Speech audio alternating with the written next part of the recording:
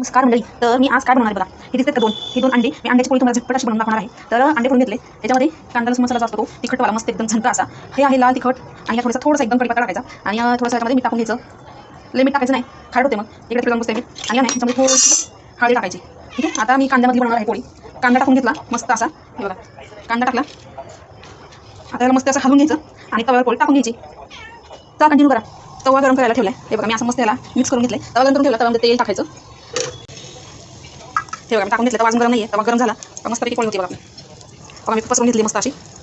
पसरून घेतली पोळी. अजून गरम आहे तवा. चला आता पोळी पलटवून घेऊ. बघा, मस्त अशी आपली पोळी झालेली आहे. तर मंडळी, चॅनलला सबस्क्राईब करायला विसरू नका. लाईक कमेंट शेअर करा. धन्यवाद. आणि आता ही पोळी तयार झाली अंड्याची, कांद्यावाली. हे बघा, बाय बाय. आणि आपली भाकरी बघा, मस्त असते भाकरी पण आपली, पातळ पातळ एकदम. चलो गाईज, चॅनल सबस्क्राईब करायला विसरू नका.